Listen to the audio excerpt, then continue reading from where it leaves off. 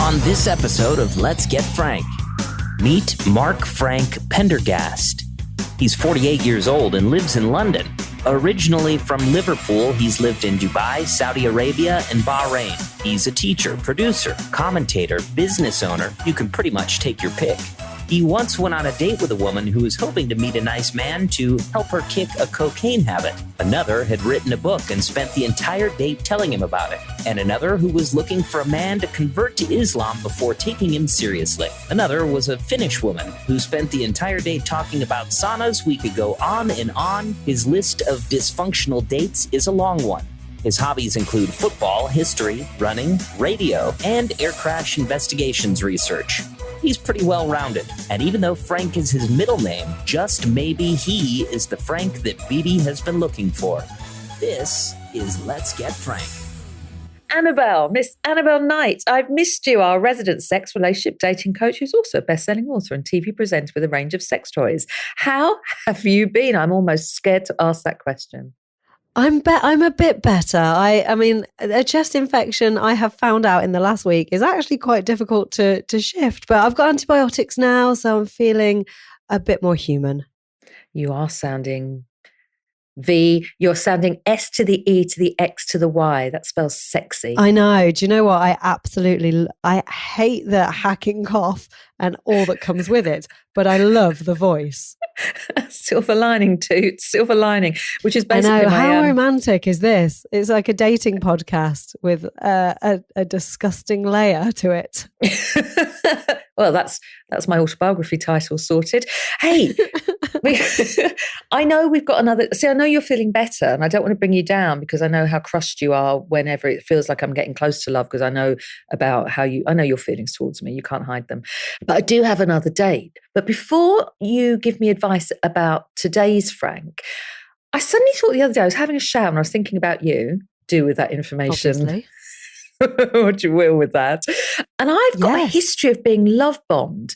Can I ask you about love bombing? Tell me everything you know about love bombing. So love bombing is actually quite commonplace, and it comes in a variety of strengths, let's say.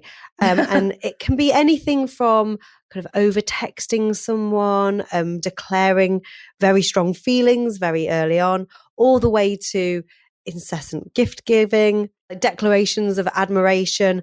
And then it can go into a bit more of a dangerous area where you say things or you'll hear things like, I don't know what I would do without you. My life would be nothing without you. You make everything better.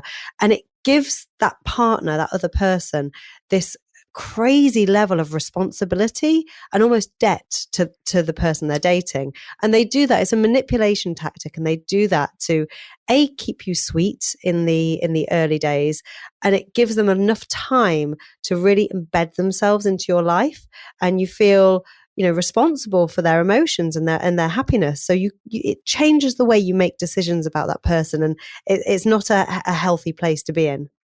This is so interesting. I've got so much to ask you about this. Can it also be not just them kind of making you feel responsible emotionally towards them, but also the person who's receiving it? If that's what you want to hear, if that's the kind of stuff that you've been kind of yearning to hear, you're going to fall for it. Absolutely. And that's kind of what the whole idea of love bombing hinges on, is that the person being love bombed actually responds positively to it in the first place.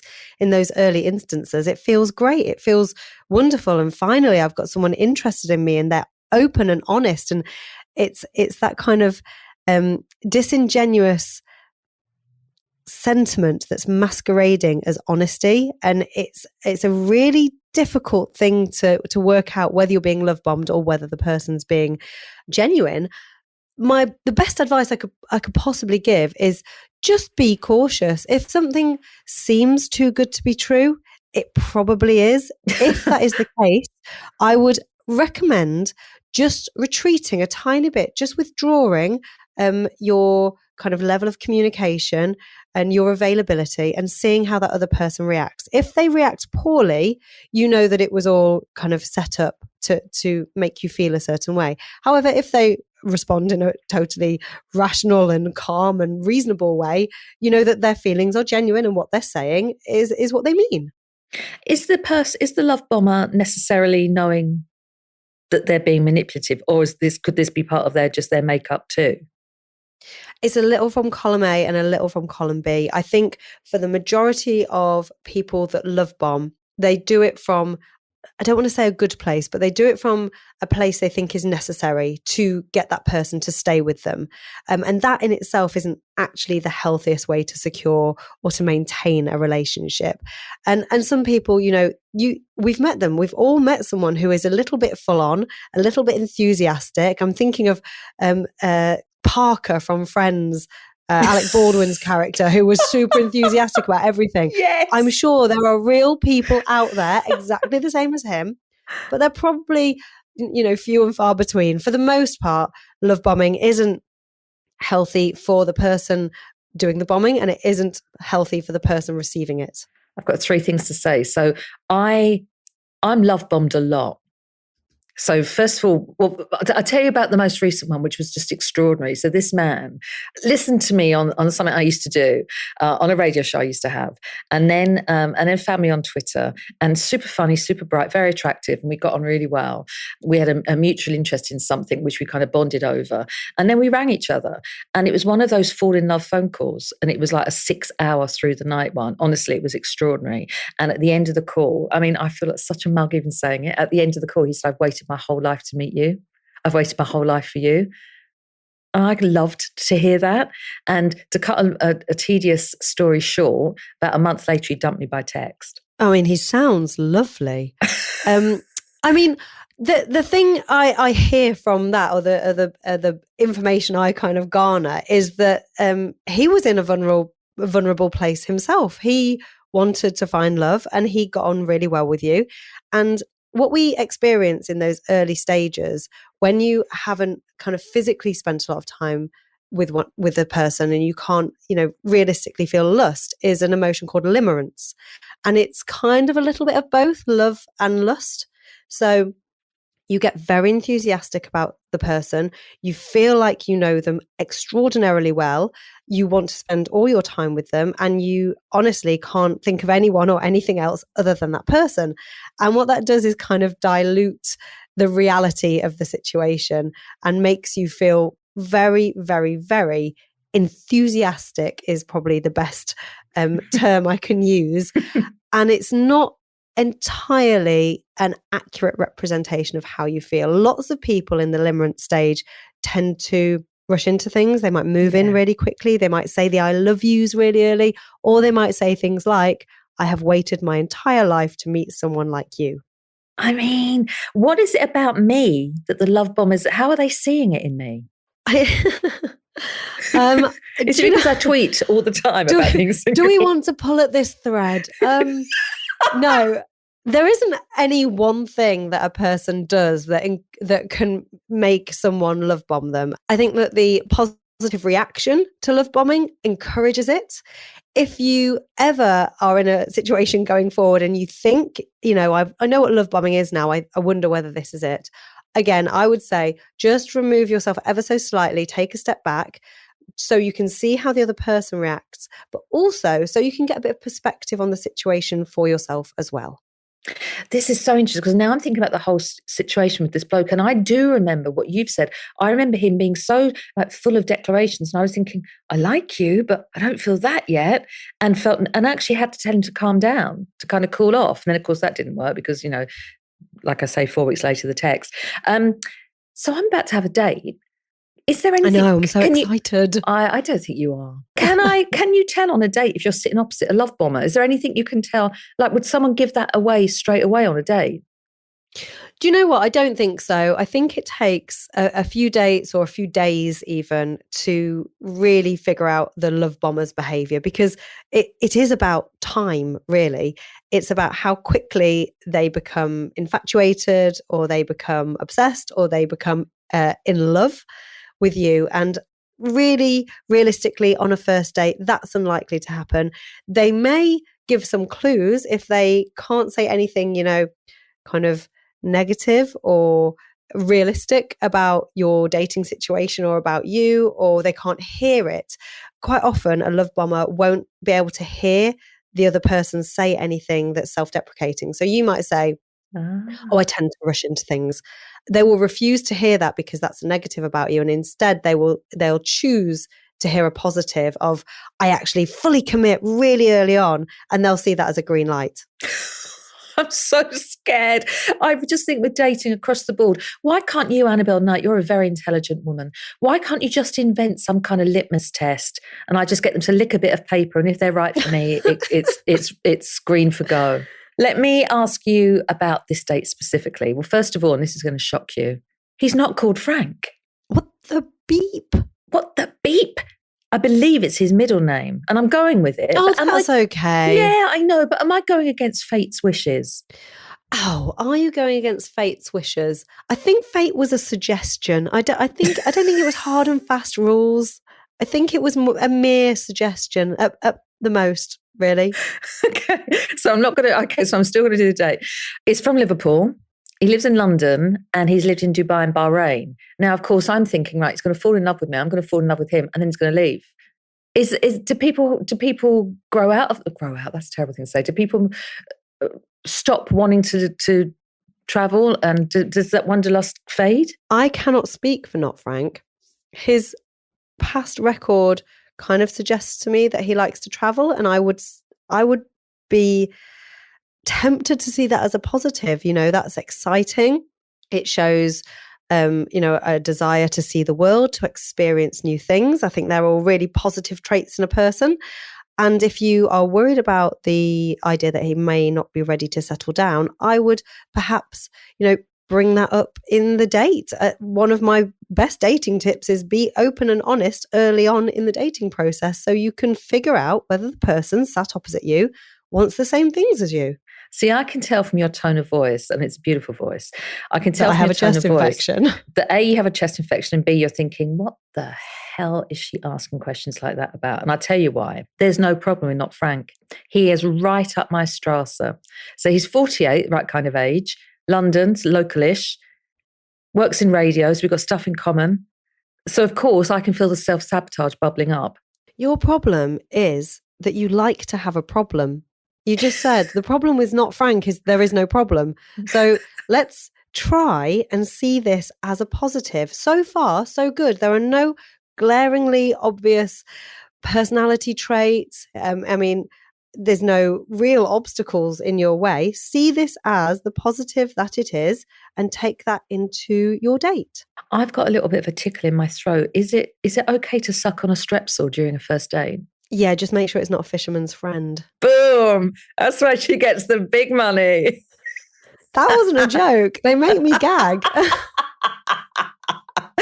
Remind me what your general tips are for anyone about to go on a date trying to find love. Give me the pep talk, Toots. Okay, my top tips for you today. Yes. I've already given you one, but I am going to reiterate. Do it. I want you to throw out the dating rules in inverted commas, like, waiting to respond to texts or, overanalyzing body language or waiting to kiss until date 5 or whatever the rules you have imposed. I want you to get rid of those.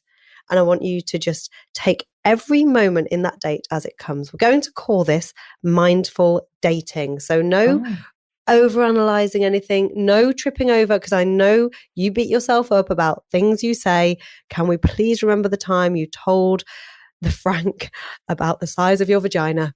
Can we remember that? I don't think anyone's forgotten that. No, it's the emblazoned barman, into my memory. the other table. So we're not going to beat ourselves up about anything we say. We're going to take each moment as it comes. Also, be open and honest early on. This is the way that we wheedle out the what's the saying? The wheat from the chaff? Yes. This is the way we wheedle out the wheat from the chaff, is by being honest early on. And that way we can find out whether or not the person sat across from us on our date is actually right for us.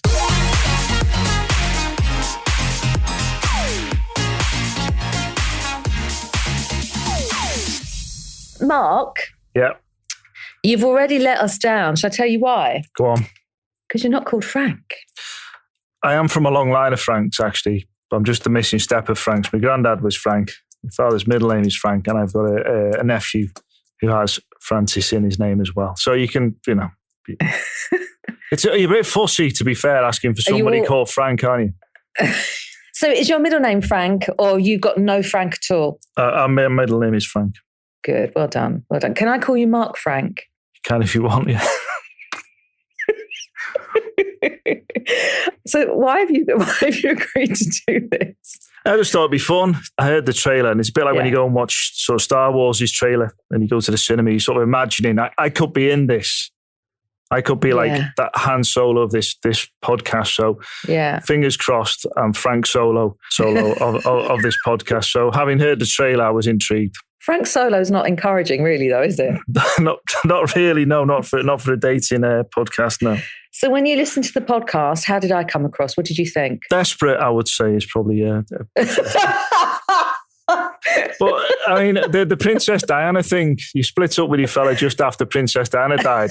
Was he like a big fan of Prince Philip or something? And you were well onto those conspiracy theories? There's no connection. The police never found anything, so don't you try. Well, I tell you what, if you're going to bump off a big celebrity or a major international figure, I always find the best way to do it is to get the chauffeur slightly tipsy and then chase after him on mopeds. Because, I mean, the Russians try and poison people and things like that. They've got it wrong. To me, what you should do is chase someone on a motorbike who's slightly tipsy, who's being driven by someone who's had one too many. You strike me as someone that's been arrested 3 times.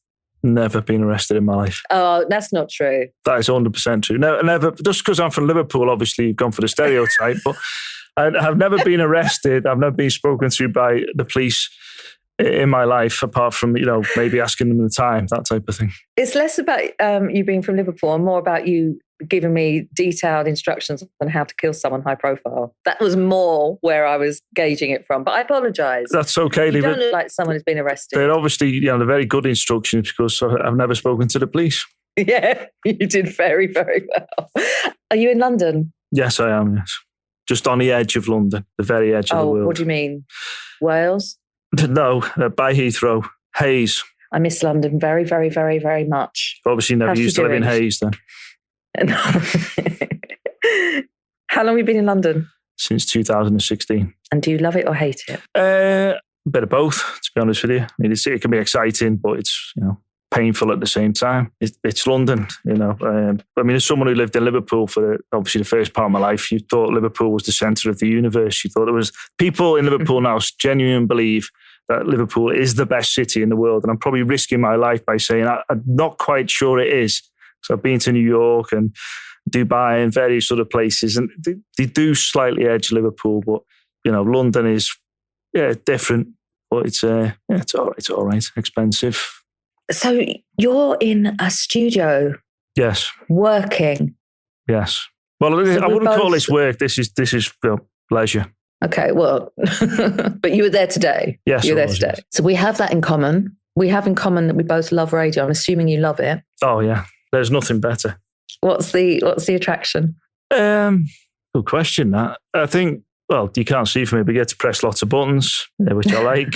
I don't know. It's just you get into it because I've done since I was a kid. It's just a great medium. Just hard to describe. It's like why do you like certain things in life? Why do you have a passion for them? You just do. You think about it a lot.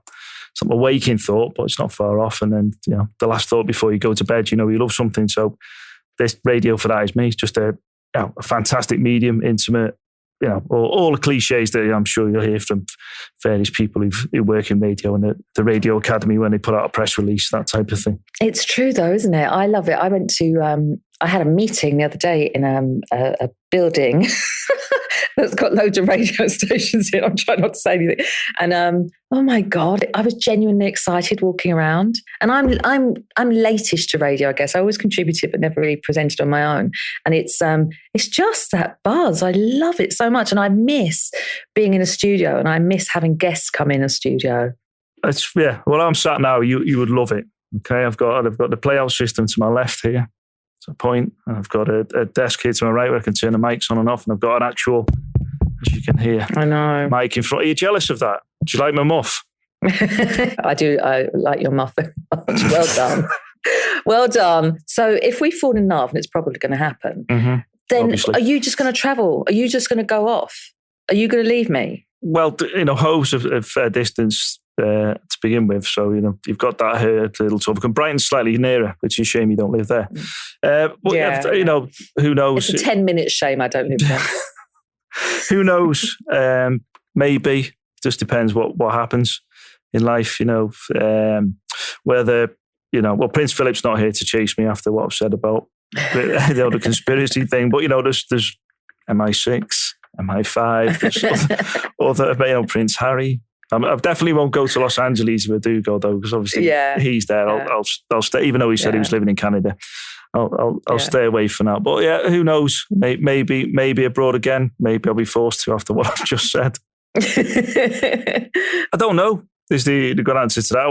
When I went abroad originally, I went for a year, stayed there for 13, 14 years. When I came back to London, I said, I'll do it for a year because I was at a radio station. I was working in a job where it just closed down like that at 5:00 one day. So we were all out of a job. So I thought, I'll come back for a little bit. And I've been back here for 6 years. So no plans. But if something came up, then maybe I would do it. I don't know. What about you? Would you move abroad? I don't think I would, and I can't think why. There's no real reason why I wouldn't. No, I never have. It felt like a big enough... So I lived in Manchester for a year. I cannot believe... Right, write that down. Talk to Annabelle about that after. Oh, that's foreign enough, isn't it? I was going to say, I was watching your face as I said the M word. Yeah. So I never left London. Then I went, well, actually, that's not true. When I was a kid, my family moved to Sussex for a little while, and then I moved straight back to London. Then south. I went to Manchester for a year in my 40s. Yeah. So, and it felt so, I really thought it was a beautiful city. I did really miss. But I thought it was a beautiful city. You got the it is a beautiful city. The ship canal. Cute. There's nothing like the sun glistening off those rusty tin cans. I really liked it. And the thing I brought home, my take home from my ongoing take home from Manchester is I would call people love in a shop now. That's it. That's okay. Yeah. Yeah. Then your take home to Manchester was obviously a lot bigger house you took it home to because you could afford a more expensive house in the north. This studio I'm in now, I actually live in it in London. This is it. It's beautiful. I love what you've done with it. Yeah, it's really lovely. Right, let me tell you things I can't do. I can't swim. Mm-hmm. I can't drive. I can't cook. I can't speak any languages. English? Barely. I can't. I can't do much. What's your best skill? Have you ever seen the show Air Crash Investigations? No. I could probably guess what happens before the actual investigation is complete by watching the first part of the TV show. I can normally tell if it's pilot error or if it's mechanical error quite quickly just from watching that TV show. That's a certainly unique skill set, but I think it could prove useful if I'm on a plane and things start to go wrong. I could maybe advise the pilot or see if the pilot's making a mistake and point it out to him or her. My God, what a gift. I know. I've never had to use it, but I feel it's there in reserve. Where are you going to go? Now things are lifted maybe a bit, even though we're all still dying. Where are you going to go? I looked at my passport the other day, which is running out in 6 months' time. And since I've had that passport for various reasons, but mainly COVID, I've only been away about 2-3 times. I haven't used it. It's going, and I'm like, where am I going to go? Where are you going to go? I'd like to go to Iceland, I think. Ooh. Yeah, I also like to go. Why Iceland? Don't know, just it looks like it's probably because I've seen various tourist adverts. So I've been sucking into it that way. You probably get there, it's freezing, raining sideways, and there's not a lot to do because only 250,000 people live there. That's one place. I've been to quite a lot of places, so a lot of the places I wanted to go, but I've already been to. I think I've been to New York a couple of times, but I think I would quite like to go there again. Hey, you know where I'd go? And this sounds a bit... my granddad was from Bangladesh. When I was 21, my mum and I went there. I was too young. I was like a Londoner thinking, They have kids in Bangladesh. It's fine. No, shut up. You know what I mean? I didn't appreciate it. It's not an adults only. It's not like that resort in Jamaica. I would like to go there as an adult to see where my granddad came from, whereas instead of being there as a kind of sulky 21-year-old thinking I was missing out by not being at home. No, I think that's a nice answer. It is a good answer, yeah, and you better be quick because I think it's disappearing underwater, isn't it? So, oh my God, stop freaking me out. It's climate change. It's one of the worst affected countries by climate change, isn't it? You're horrible. Look on the bright side. Oh my God, you're horrible. You're brilliant. Would you ever dump someone by text? Yeah, I find it's a lot easier. Let's be honest about it. I think that's one of the bonuses of technology. God. Would you? Well, yeah, why not? Mark Frank, that is outrageous. I remember my brother, he went out with a girl and she called him and said, I want to speak to you. He drove about 30 miles to see her and she said, I don't want to see you anymore. And he goes, you could have just texted me.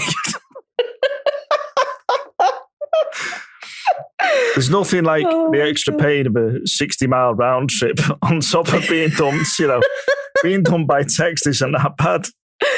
What do you love or hate dating? Not this date, but do you love or hate dating? It all depends on the date, doesn't it? If you go into it with a bit of an open mind, I mean, I don't know because I can't speak for everybody, but I get the feeling people go in with too much expectation. So you think about it as just a night out. It's not really a scary thing, is it? Or is it? See, I find it terrifying. That's why there's a podcast called Let's Get Frank. But you've narrowed it down a lot, haven't you, saying he's got to be called Frank. I mean, it's not a popular name nowadays, so you're only going to get an older fella for a start. I know. Frank, as I just said before, Frank Lampard, Frankie Valli in the Four Seasons, the relatives of Anne Frank. Do you count the second name as Frank? We're spreading the Frank net. I can't lie. I know. Imagine if one of Anne Frank's... We've got a middle name. We've got to use middle name. Well, what about your dates? Why have you not been on any dates? Why has it been a disaster since Diana died? I don't like them. I don't enjoy them. Why I think not? they're nerve-wracking. Well, because I'm either going to be really bored, which is a terrible thing to say, or I don't like that feeling of being judged. But that's life, isn't it, I suppose? You've got to be judged, don't you? I guess, but it just feels very heightened and very, the minute you walk in and someone sees you, they're deciding whether they like you or not. And that makes me go a bit, ugh. Yeah, but you're doing the same. Yeah, I know. And we all do it all. When we go in a room full of people, we do it to everybody every 10 seconds when we look around. In your subconsciously going, yeah, no, no chance. Do you think you're you on dates? Yeah. Well, obviously. Yeah. Do you? Yeah. Well, yes, but you try and let your darkest thoughts out straight away. It's not like what was his name? 50 Shades of Grey. Would you like to see the Red Room? It's not like that's not your opening line. But it's I think it's important to be just yourself, because if you're not like yourself, then what's the point? You're not going to act for the rest of your days, are you? I know. I just feel like it's easier said than done. So what was your last date like? It's not a natural environment, is it? I think it's easier to meet people, and because I've always worked on my own, really. So it's like I've never really had, what is it? So isn't it 75% of people meet through work? So, this is, I'm dating Frank. So it's called Let's Get Frank. My friend Jack said if I didn't meet a Frank, that I could start another podcast called Only Dan's. Inspired by Alan Partridge. Dan. It's too brilliant. Dan, yeah. I'm going to let you go now before one of us gets in trouble. Okay. Yeah, because you have been legally straddling a line. Mm-hmm. And you were giddy. You were excited. Were you excited about doing this? Oh, yeah, of course, because I've never done a virtual date. It's a bit like a vegan burger in McDonald's. Isn't it? It's like, what's the point? Let's go on a virtual date. Let's call a bloody Zoom call, isn't it? It's a chance. I could be 4'10" for all you know. I'm actually standing up as we speak. So, you don't know these things. So if you go virtual dating, maybe in the metaverse it'll work, but it's not going to work in terms of, just this. This might not be a real radio studio. It might be a Zoom background, green screen. Oh my God. But some people have virtual dates and they will have, this freaks me out. They'll have the same, they agree what they're going to eat. They have the same ingredients and they both, like at your home, at my home, will cook spaghetti bolognese and then eat it in front of each other. It's like a date. They're eating. I know. That's how weird is that? Strange. Very strange. We don't like that. Well, again, You hear about these people, don't you, meet up online and stuff like that, and they fall in love, and then they actually meet, and it's a crushing disappointment. Because, someone's Mark walking with a Frank. bad limp or something like that. Oh my God, you're brilliant. Thank you so much for doing this. Thank you. Oh, okay. I'll see you soon. See ya. Bye.